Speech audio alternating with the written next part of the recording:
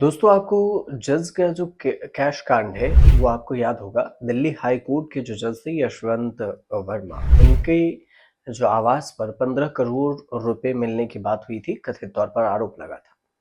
इसके बाद राज्यसभा के सांसद हैं और सुप्रीम कोर्ट बार एसोसिएशन के अध्यक्ष हैं कपिल सिब्बल। उन्होंने जस्टिस यशवंत वर्मा मामले पर अब टिप्पणी की है। जस्टिस वर्मा से जुड़े जो कथित कैश कांड है, उसकी जो आंतरिक जांच है, उसकी रिपोर्ट को पब्लिक करने, सार्वजनिक करने का जो सुप्रीम कोर्ट का फैसला है, उसे खतरनाक मिसाल बताया है। जस्टिस वर्मा 14 मार्च को उनकी नई दिल्ली स्थित आवास पर आग लगने के दौरान कथित तौर पर नकदी यानी कि कैश मिला था और इसकी वजह से विवाद हो गया। इसके बाद उनका ट्रांसफर दिल्ली हाई कोर्ट से इलाहाबाद हाई कोर्ट में कर दिया गया, जहां वो पहले थे। वहीं इस मामले की जो जांच हुई, इस जांच को लेकर देश के जो मुख्य न्यायाधीश हैं, जज हैं संजीव खन्ना सीजीआई, उन्होंने 3 सदस्यीय पैनल का गठन किया। हालांकि उधर पैनल का गठन होता रहा, इधर जो पुलिस अधिकारी थे, फायर ब्रिगेड के अधिकारी थे, वो अपने बयान से पलट भी रहे हैं।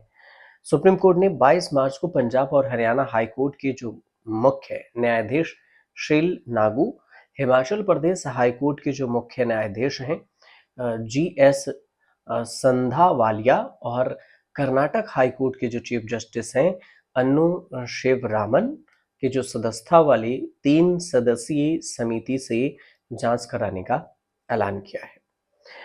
कोर्ट ने दिल्ली हाई कोर्ट द्वारा एक आंतरिक जांच रिपोर्ट की सार्वजनिक की है और साथ ही दिल्ली पुलिस आयुक्त संजय अरोड़ा की ओर से दिल्ली के मुख्य न्यायाधीश देवेंद्र कुमार उपाध्याय के साथ शेयर किए गए वीडियो और तस्वीरें भी अपलोड की हैं।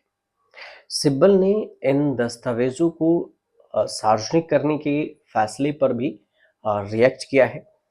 कपिल सिब्बल ने ये कहा है कि ये एक खतरनाक ट्रेंड है और संस्था को इस तरह के मामलों से निपटने के लिए एक लिखित तंत्र स्थापित करना चाहिए। उन्होंने ये भी जिक्र किया कि इस मामले पर बार के साथ परामर्श यानी विचार किया जाना चाहिए और यह एक व्यापक समिति है, इन मुद्दों पर चर्चा होनी चाहिए। कपिल सिब्बल ने एक अखबार द इंडियन एक्सप्रेस को इंटरव्यू दिया और कहा, आइडिया एक्सचेंज जो सेशन था उनका, उस इस के दौरान कहा कि सुप्रीम कोर्ट का जो फैसला है खतरनाक उदाहरण हो सकता है, पेश हो सकता है। उन्होंने कहा कि कोर्ट ने जो किया है वो उनके समझ के अनुसार से की गई है, कोर्ट के समझ के अनुसार से किया गया, लेकिन समय ये बताएगा कि ये सही था या फिर गलत। मतलब जो जांच रिपोर्ट है उसे पब्लिक नहीं करनी चाहिए थी। सिब्बल ने आगे ये भी कहा कि जब कोर्ट खुद ही किसी दस्तावेज का सोर्स होता है तो फिर लोग उस पर आसानी से विश्वास कर लेते हैं और सच क्या है ये तो बाद में पता चलेगा जांच के बाद। और उनके अनुसार से यह एक खतरनाक मिसाल जरूर है। कपिल सिब्बल का कहना हुआ कि संस्था को एक ऐसे तरीका अपनाना चाहिए जो लिखित में हो और इससे ये पता चलेगा कि ऐसे स्थिति में क्या करना चाहिए। उन्होंने कहा कि संविधान के अनुसार से संसद के पास महाभियोग चलाने के अलावा कोई और शक्ति भी नहीं है और इसलिए कोर्ट को इस बारे में सोचना होगा और ऐसे मामलों में कैसे निपटा जाए ये भी सोचना होगा। सिब्बल ने आगे ये भी कहा कि ऐसे मामलों पर बार के साथ सलाह करके फैसला लिया जाना चाहिए। जजों के बारे में जितनी जानकारी उन्हें है उतनी ही बार को भी होती है, बार एसोसिएशन ऑफ इंडिया। इसलिए एक बड़ी समिति होनी चाहिए जो इन मुद्दों पर चर्चा करे और उनसे निपटने के लिए एक तरीका निकाले। साथ में सिब्बल ने चेतावनी दी कि अगर इन चीजों को सार्वजनिक कर दिया गया तो संस्था अपनी विश्वसनीयता को खो देगी। जस्टिस यशवंत वर्मा के मामले में सिब्बल ने ये भी कहा है कि जब तक जांच पूरी नहीं हो जाती तब तक किसी भी जिम्मेदार नागरिक को इस पर टिप्पणी नहीं करनी चाहिए। उन्होंने कहा कि बार को हड़ताल पर जाने जैसा फैसला नहीं लेना चाहिए क्योंकि इससे ये मान लिया जाएगा कि कोई दोषी है।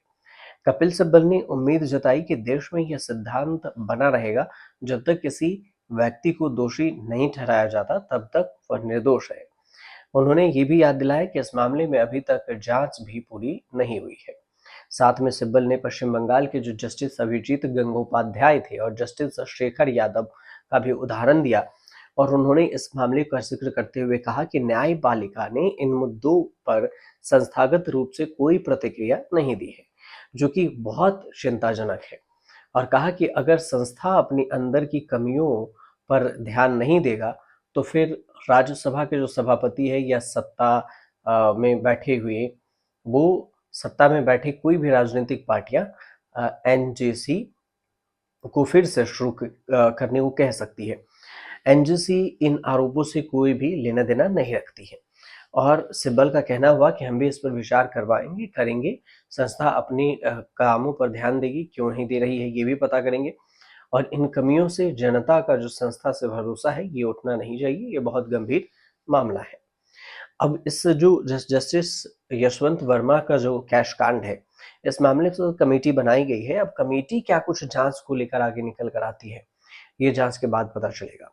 फिलहाल आपको जानकारी इस पर हम अपडेट जरूर देते रहेंगे और आप हमारे साथ जुड़िए, हमारे चैनल को सब्सक्राइब कीजिए, शेयर कीजिए और कमेंट कीजिए।